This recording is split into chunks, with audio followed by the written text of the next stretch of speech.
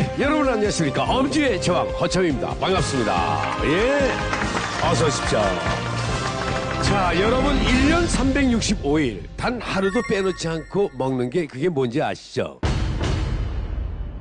그것도 하루에 몇 번씩 먹는 것, 바로 밥입니다. 그렇죠? 네. 예. 그래서 아무리 건강에 좋은 걸 챙겨 먹어도 밥이 엉망이라면 우리 몸은 망가지고 맙니다. 과연 어떤 밥이 문제가 될까요? 또 어떤 밥이 최고의 밥일까요? 밥에 대한 아주 새로운 사실과 요즘 뜨고 있는 키노아, 귀리, 아마란스 밥의 모든 것, 지금부터 시작합니다. 밥만 바꾸면 내 몸이 바뀐다. 밥 한 숟가락의 기적. 밥에서 나오는 탄수화물이 필수 영양소예요. 탄수화물 중독이라고 알고 계신 것들이 사실은 일종의 누명을 쓰고 있다, 이렇게 볼 수가 있습니다. 사실 우리가 주식으로 먹는 밥은 꼭 먹어야 하는 좋은 탄수화물이라는 거죠. 오늘 공개할 최악의 밥은 바로 그게 안 좋다니까 나는 너무 청천벽력이에요, 정말. 저렇게 드시면 진짜 그냥 탄수화물을 폭탄으로 그냥 이렇게 때려 넣는 거거든요, 몸속에다가. 오늘 맛있는 먹을 만한 거를 최고의 밥으로 선정해 주셔서 대단히 감사합니다. 요즘 뜨고 있는 3대 슈퍼 곡물. 신이 내린 선물이라는 애칭이 있어요. 특히 면역력을 증진하는 데 도움이 되고요. 중년 건강에 굉장히 도움이 됩니다. 우리 건강을 바꾸는 밥 한 숟가락의 기적. 지금부터 공개. 밥만 바꾸면 내 몸이 바뀐다. 밥 한 숟가락의 기적을 알려주실 이미숙 박사님입니다. 박수로 모셔보겠습니다. 어서 오십시오.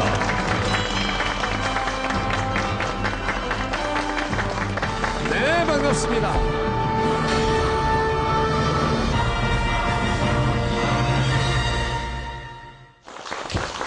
네, 반갑습니다. 이야, 예, 잘 오셨습니다. 자, 밥 한 숟가락의 기적. 어떤 기적이 밥 한 숟가락에 들어있다는 겁니까? 식사하셨어요? 네, 했습니다. 우리 인사할 때 안녕하세요 대신에 식사하셨어요? 밥 먹었니? 이렇게 인사를 합니다. 예. 그게 무슨 말이냐면 그만큼 우리 생활에서 식생활이 중요하다는 거고, 특히 한식에서는 밥이 중요하다는 얘기죠. 우리는 그 밥상을 받았을 때 보면은 밥이 늘 빠지지 않죠. 그래서 그렇죠. 한식은 밥이 주식이고, 그리고 나머지는 모두 다 부식으로 칩니다. 예, 아무리 훌륭한 요리가 나와도 걔는 부식이죠. 주식이 아니에요. 그렇죠? 그만큼 우리 밥상에서 차지하는 밥의 역할이 중요하기 때문에 밥을 바꾸는 것이 결국은 내 건강에 기적과 같은 변화를 가져올 수 있다, 이렇게 말씀드리는 겁니다. 기적 같은 변화. 그래서 예로부터 어르신들을 뵈면은 지인지 잡수셨습니까가 인사예요. 그렇죠. 아, 거기서 예. 유래된 거겠군요. 그렇죠. 밥이 그만큼 중요했습니다. 그 한국인은 밥심으로 산다, 이렇게 이야기를 할 정도로 밥이 굉장히 중요한 의미를 갖고 있었는데요. 네. 반면에 최근에는 오히려 탄수화물 중독이니 뭐니 해가지고 밥을 많이 먹는 것이 건강을 해친다, 이런 이야기가 있어서 굉장히 많은 분들이 이런 정보에 혼란을 많이 느끼시는 것 같아요. 예. 이제는 뭐 우리 건강 상식처럼 됐잖아요. 네. 탄수화물 때문에 우리 살도 찌고 병도 생기고 이제 네, 그렇다면은 밥의 양을 줄여야 된다고 우리는 상식적으로 알고 있는데 그게 네. 맞는 얘기입니까? 줄여야 되는 것은 의미가 있는데요. 중독이라고 말하는 것은 좀 문제가 있어요.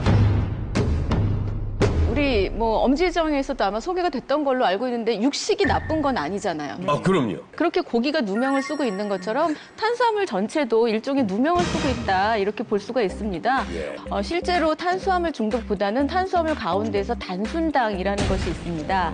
단맛이 강하게 나는 그런, 특히나 이제 가공식품류에 많이 들어있는 당류, 그것이 단순당인데, 단순당은 정말 중독에 가까울 정도로 굉장히 많이 먹고 싶어하는 그런 욕구를 자극하는 특성이 있기 때문에 탄수화물 중독이라는 것은 없고요. 단순당 중독은 있다, 이렇게 보는 것이 더 정확하다고 생각합니다.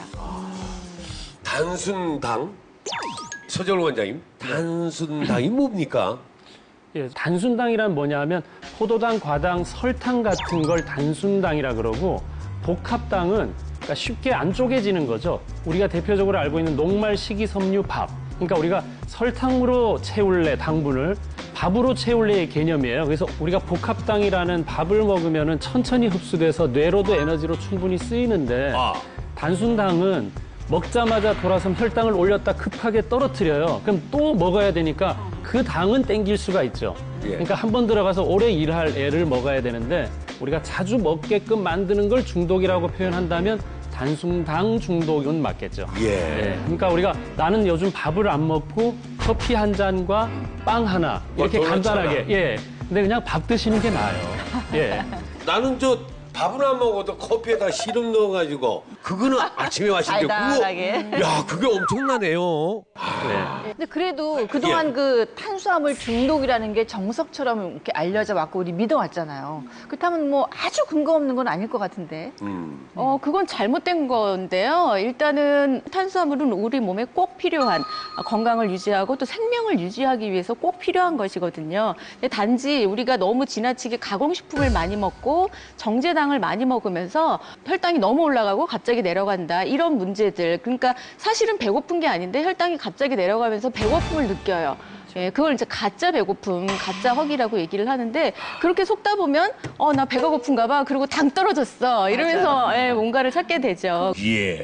과거에는 저희가 이제 그 전 세계적으로 쌀과 밀을 가지고 주식으로 살았거든요. 그러니까 그렇다는 얘기는 안전성에 일단 문제가 없고 그거 하나만 먹어도 사람이 사는데 굉장히 필요한 걸 많이 충족시킬 수 있었다. 이런 뜻으로 우리가 해석을 해야 되니까 이 당분들은 아주 좋은 당분인데 이제 언젠가부터 이제 가공식품으로 해서 들어오는 당분들이 전체 이름을 탄수화물로 해서 둔갑을 해서 먹으니까 우리가 탄수화물 줄여라 이렇게 되는데 이걸 좀 분리를 해두면 과거처럼 밥을 먹고 있느냐는 괜찮은 건데 밥 대신 다른 탄수화물을 많이 먹느냐가 문제가 된다. 이렇게 좀 이해하시면 더 좋을 것 같습니다. 밥은 억울한 누명을 쓰고 있다. 자, 그렇다면 탄수화물이 중요한 이유가 뭡니까? 이게? 네, 저기 이제 밥이 세 공기가 있어요. 밥 한 공기, 물론 이제 밥 양은 다를 수 있겠지만 대부분 밥 한 공기 그러면 210g 정도 보고요. 그 안에는 약 70g 정도의 탄수화물이 들어 있습니다. 일단 제일 중요한 이유가 뇌에서 에너지원으로 100% 탄수화물을 쓰기 때문에 그래요. 포도당만을 써요. 탄수화물이 대사돼서 남은 그 포도당을 써요.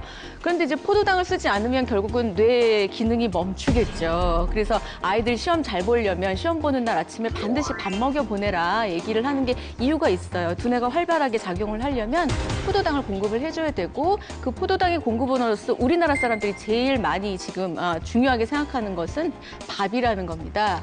밥을 반드시 먹어야지 뇌가 제대로 기능을 발휘를 할 수가 있는 거고 그 다음으로는 위라든지 호흡을 한다든지 제가 지금 이렇게 이야기를 한다거나 서 있는 것 모든 에너지가 탄수화물로부터 오는 것이 굉장히 중요하기 때문에 반드시 필요한 영양소다. 저는 이렇게 생각을 합니다. 그런데 우리가 탄수화물이 부족하면 어떻게 됩니까? 일단 제일 첫 번째는 이제 뇌 기능에 장애가 올 수가 있게 되고요. 그다음에 뭐 위라든지 각종 장기들이 운동을 좀 멈추게 됩니다. 물론 뭐 근육도 운동을 제대로 못 하게 되고요. 이야, 이거 정말 뇌에 장애가 온다고요? 그렇죠. 뇌 기능.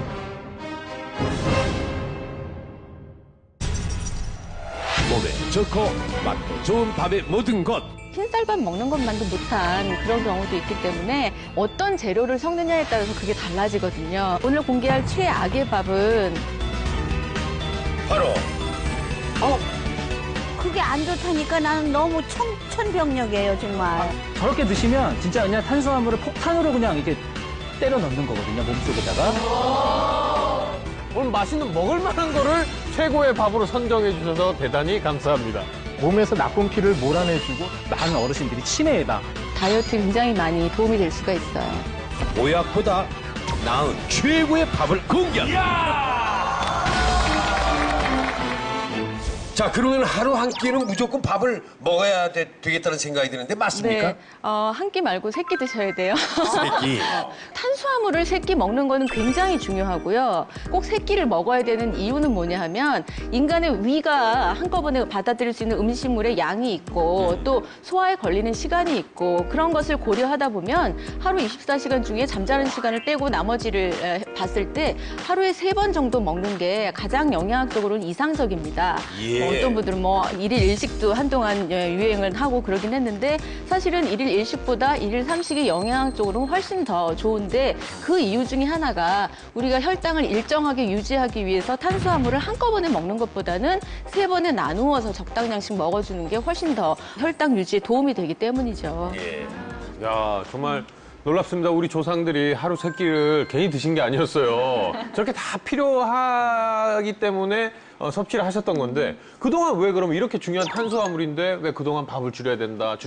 얼마나 억울했겠습니까? 맞아요. 너무 천시했어요, 우리가 그동안 사실 탄수화물을. 솔직히 말해서 왜 많이 먹는 게 문제가 되느냐 하면 결국 과잉 섭취이기 때문이에요. 사실 혈압 높으신 분들 나트륨 때문에 난리잖아요. 근데 나트륨이 나쁘기만 한 건 아니거든요. 나트륨이 필수 영양소예요. 없으면 그것도 죽어요. 네. 콜레스테롤 높으면 또 난리 나죠. 근데 콜레스테롤도 마찬가지로 우리 몸에서 필수적인 성분입니다. 아이고 오늘 콜레스테롤이 없으면 안 돼요. 탄수화물도 마찬가지죠. 지나치게 섭취하는 게 항상 문제가 되는 거고요. 그래서 한국영양학회에서는 전체 열량 중에 65% 정도를 탄수화물로 먹는 것이 적당하다. 이제 이렇게 이야기를 하는 거고요. 근데 우리나라 사람들은 밥을 통해서만 탄수화물을 먹는 것이 아니라 각종 가공식품에 들어있는 당류, 음료에 들어있는 당, 뭐 밀가루 음식도 많이 먹고 그러다 보니까 전체적으로 65%보다 더 많이 탄수화물을 드시는 분들이 꽤 많이 계시고요. 그런 분들을 통계적으로 보면 탄수화물의 비율이 높아지면 높아질수록 비만도 많아지고 고지혈증도 많아지고 그런 문제가 생겨서 요즘에는 탄수화물에 대해서 조금 주의를 기울이자 이렇게 이야기를 하고 있는 거죠. 그래서 밥이 보약이라 이런 말이 있잖아요. 하루에 3끼만 꼬박 먹어주면 병 날 일이 없겠네요. 그죠? 예, 그 밥이 보약이다라고 이야기를 할 때는 사실 정말 그냥 따끈따끈 김 모락모락 나는 밥 한 공기를 의미하는 것은 아니고 정말 우리 건강에 필요한 밥 제대로 선택해서 먹는 것이 보약이 된다고 생각합니다. 이게 진짜 보약이다. 네, 여기 밥상이 있어요. 있어요. 예. 밥 뭐 기본적으로 있고요. 저희 김치찌개 굉장히 많이들 좋아하시죠. 명란젓도 있고 나물도 있고 김구이에 햄까지 구워놨어요. 아이들이 굉장히 좋아하겠죠. 기가 막히네요. 그런데 따져보면 다 이거는 이래서 문제 저래서 문제 얘기 많이 하잖아요. 당연하죠. 특히 햄 같은 경우는 이제 가공식품이기 때문에 뭐 아무리 좋게 볼래야 좋게 볼 수 없는 것들이고 그러면 반찬 이거 다 버리고 먹을 수는 없잖아요. 밥만. 그렇죠? 그러니까 밥을 바꾸면 훨씬 더 건강한 밥상이 만들어진다. 이렇게 설명을 드릴 수 있습니다. 자, 여러분 무슨 밥을 드시고 있습니까? 무슨 밥을 먹느냐에 따라서 내 건강이 완전히 달라집니다.